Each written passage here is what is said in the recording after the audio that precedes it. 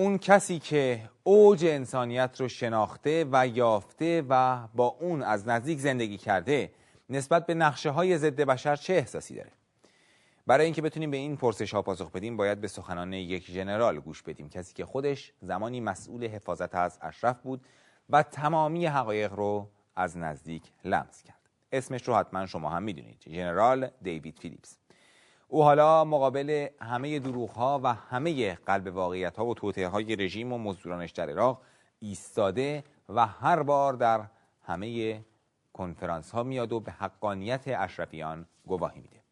به سخنان جنرال فیلیپس در جلسه کنفرانس لندن گوش میدیم.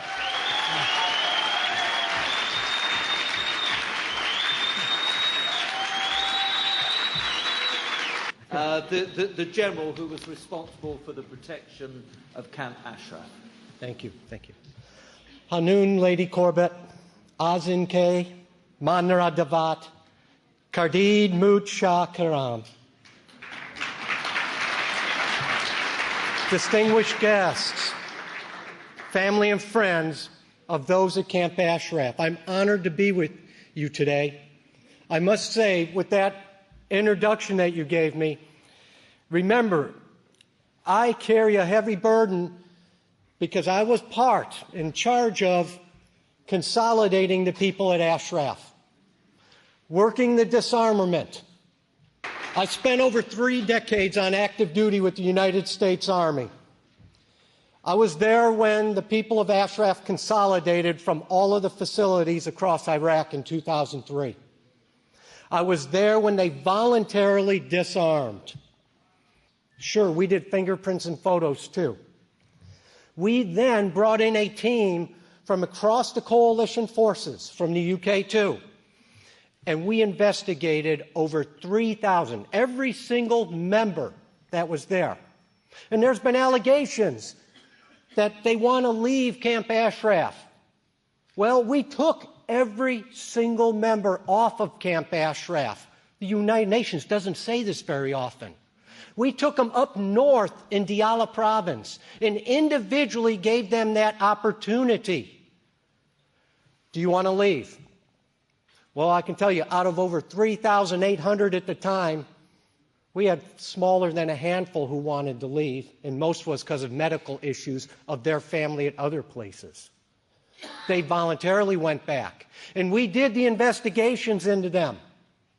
And do you know what we found? And I was waiting. I wanted a smoking gun to justify why we are treating these people this way, why we are putting them in a camp with no due process.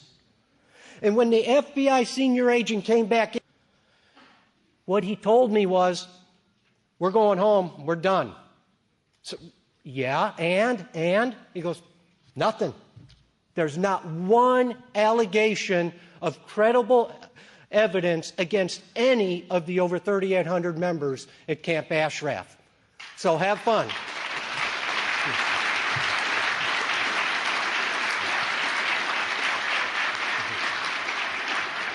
The people at Ashraf saw this notebook because I carried it everywhere and I was making notes all the time. Well, I never believed I would have to pull out a document out of that notebook and show the world this is the Camp Liberty, the concentration camp that 397 people from Camp Ashraf are now forced to live in. There was an MOU that was signed by the United Nations that this was not the case. 23 senior leaders, including myself, petitioned to go to Iraq to inspect Camp Liberty at our own cost. We were turned down.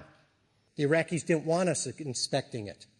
What were they hiding behind those 18-foot concrete walls? Well, we now know.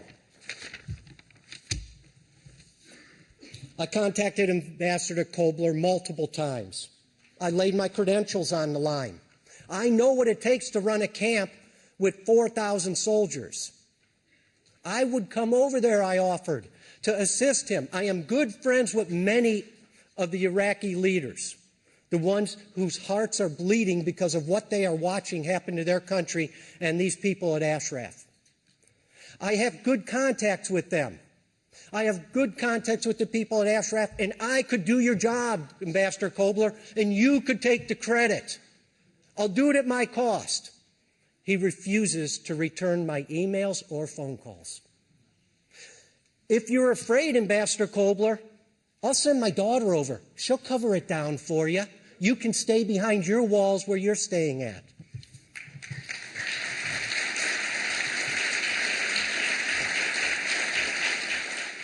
I'll go over there tomorrow and get on a flight and fly down to Baghdad and go there and check it at my own cost. I have my wife's approval to do this because we want to have eyes on. The Iraqis want us to see what's going on there. They want us to validate it so that al-Maliki and his other puppets and henchmen cannot cause another massacre. Let me tell you, I saw the people of Camp Ashraf create an oasis in the desert. But no one on this earth is going to be able to create a humane condition out of sewage. And that's what's on the other side of those walls. So if I could be any place in the world tomorrow, any place, where would I be? It would be fulfilling a promise I gave to those people. It would be going back to Ashraf and saying, I'm back.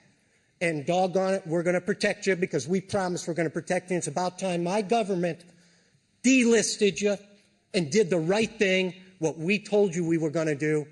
We will protect you when you turn in your weapons. Thank you. Thank you.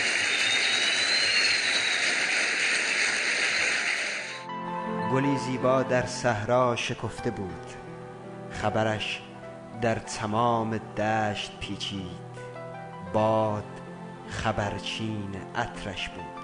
شهامت تو که ایستادی از گل سرخ رنگ تندتری داشت. جهان را ببین که عطر استقامتت را استشمام می کند.